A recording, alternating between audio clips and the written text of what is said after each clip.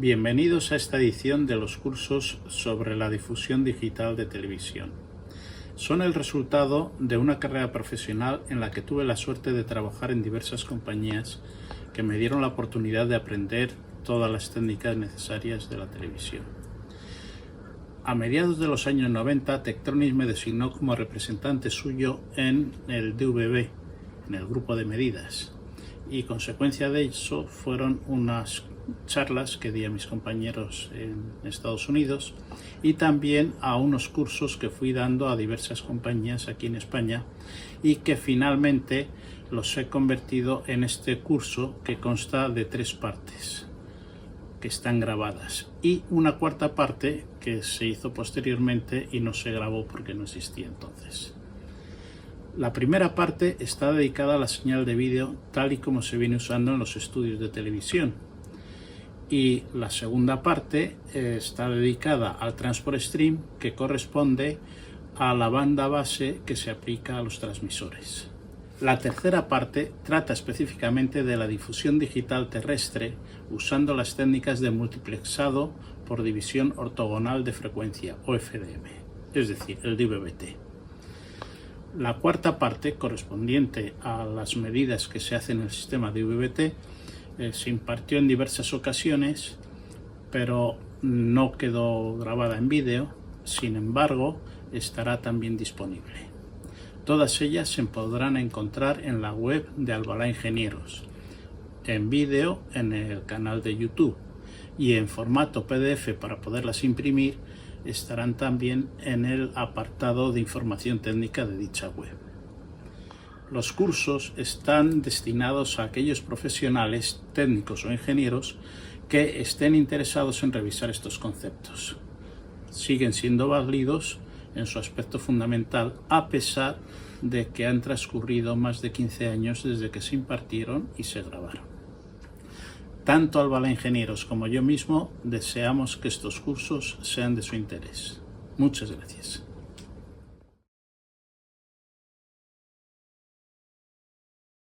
Buenos días a todos, bienvenidos a esta nueva sesión del curso de teoría.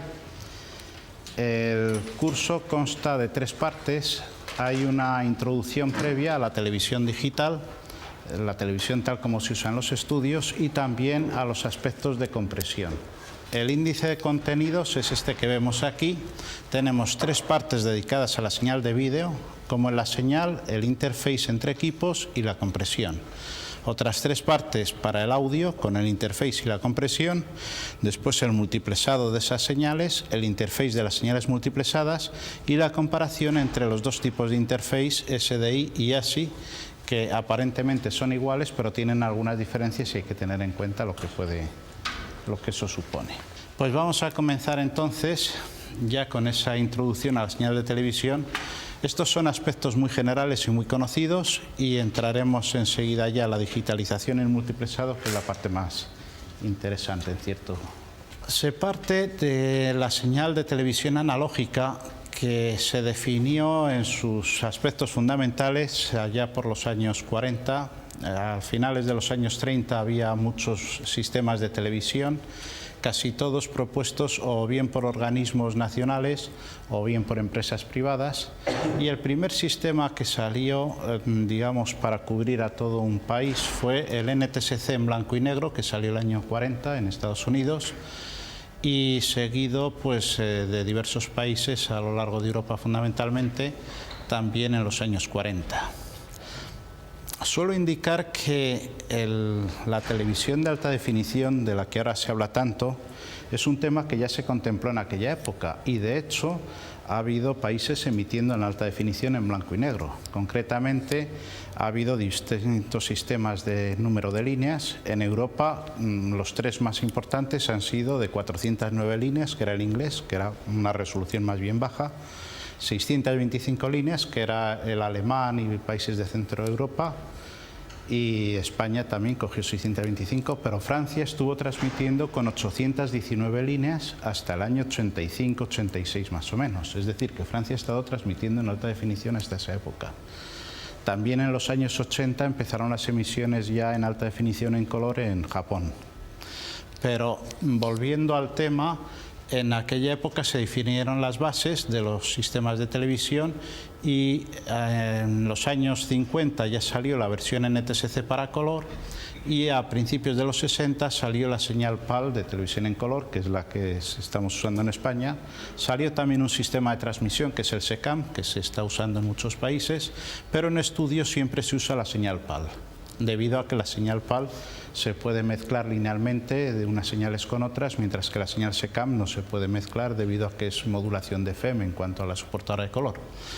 De manera que en los estudios los dos sistemas más extendidos son el PAL de 625 líneas y el NTSC de 525. Otra indicación a tener en cuenta es que en estos sistemas, cuando hablamos del número de líneas, hablamos del número total de líneas. Mientras que cuando hablamos en alta definición, que si 720p o 1080i, 1080p, se refiere al número de líneas activas, o sea que no son directamente comparables.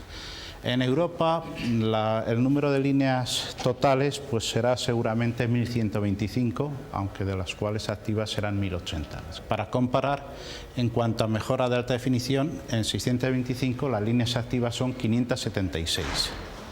De manera que es pasar de una resolución de 576 líneas a 1080 cuando se haga la transición. Estos sistemas han estado y siguen estando en vigor, pero ya hacia finales de los años 70 comenzó las técnicas de digitalización y se digitalizaba en principio la señal PAL. Voy a seguir hablando ya de la señal PAL fundamentalmente.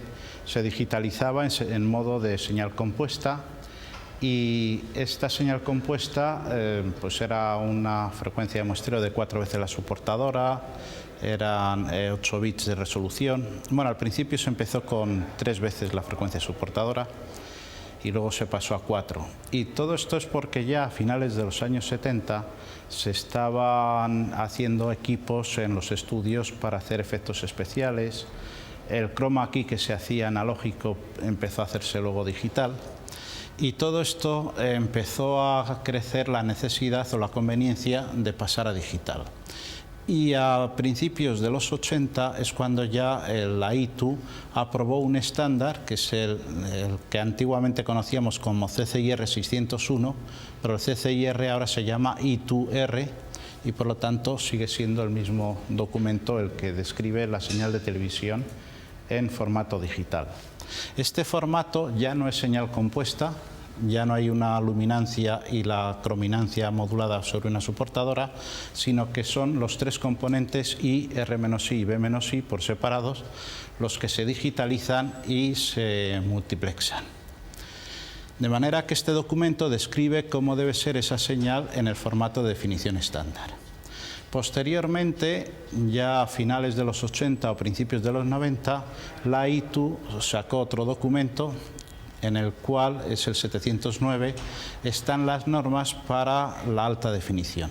De manera que este documento describe cómo son las señales de alta definición en formato digital. También es en componentes y básicamente en su concepto es muy parecido al 601, excepto que son frecuencias más altas de muestreo. De todos modos, lo que ocurría una vez que tenemos la señal digital, hay un problema y es que no se puede transmitir digitalmente. Ese era básicamente el problema, debido a que la velocidad de flujo binario para este sistema ya son 270 megabits por segundo. Y eso se pensaba que iba a ser muy difícil poder meterlo en un canal de 8 MHz de televisión normal. Sin embargo, también en la década de los 80 empezaron los algoritmos de compresión. Se hicieron los primeros compresores para los enlaces digitales en PDH y estos de 34 megabits, luego salieron los de 17 megabits. Y con esas técnicas empezaron a emplear la transformada coseno y gracias a esas técnicas se fue comprimiendo la señal digital de manera que ocupaba un ancho de banda mucho menor. Ya digo que 34 y 17 megabits, aunque eso era todavía una tasa binaria demasiado alta para pensar meterla en un canal de televisión. Se formó entonces un grupo de trabajo que es el MPEG y este grupo es Motion Picture Expert Group y este grupo empezó a definir cómo debería comprimirse la señal digital para su utilización en aspectos domésticos principalmente y para aplicaciones por Internet, y salió el MPEG-1. Después decidieron seguir trabajando para lograr un formato de compresión que fuera suficientemente bueno para tener la señal de televisión en alta calidad, y salió el MPEG-2. Y posteriormente salió el MPEG-4, que ha sido a finales de los 90, se estaba trabajando en ello, y se aprobó la norma del MPEG-4, que es una compresión todavía mayor, con una calidad muy buena, y esto se aprobó aproximadamente a principios de los años 2000. De manera que para aplicaciones profesionales existen el MPEG-2 y el MPEG-4. Una vez que tenemos los formatos de compresión, fundamentalmente el MPEG-2, que es el que ha estado en vigor en todos los años 90 y se sigue utilizando en difusión, con el MPEG-2 se consiguen ya factores de compresión suficientemente buenos y ya se pensaba que se podía transmitir. De hecho, el resultado de los algoritmos de compresión ha sido tan bueno que en lugar de meter un programa en un canal, se pueden meter más de un programa. Y la cantidad de programas que se pueden meter pues es seleccionable por los usuarios, de manera que se pueden meter uno de muy buena calidad o varios, reduciendo progresivamente la calidad. Aquí está el conflicto entre calidad-cantidad, y ese es un tema que se decide en función de las necesidades.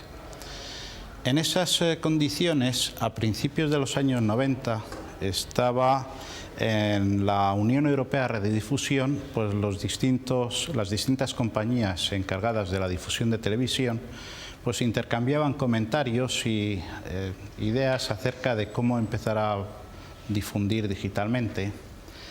Y Retevisión, concretamente, que forma parte de la Unión Europea de Radiodifusión, junto con otras compañías como la BBC, la RAI, la Deutsche Telekom, France Telecom, todas estas compañías, en sus reuniones empezaron a pensar que sería bueno sentarse a definir un sistema común de televisión digital en cuanto a transmisión, porque en cuanto a estudios ya estaba todo hecho y aprobado por la ITU.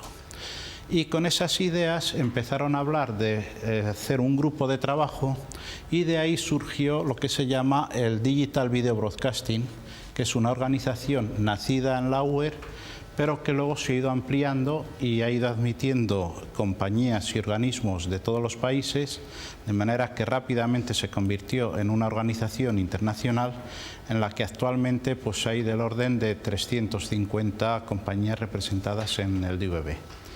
Y estas compañías pues, se reúnen, hay diversos grupos de trabajo y se han ido reuniendo desde el año 91 para ir definiendo los formatos de televisión. Aunque originalmente la idea era la de fundar el DVB para hacer el DVB-T, es decir, la televisión digital terrestre, ya que se ponían manos a la obra, pues hicieron unos grupos de trabajo para crear la sección de satélite y de cable.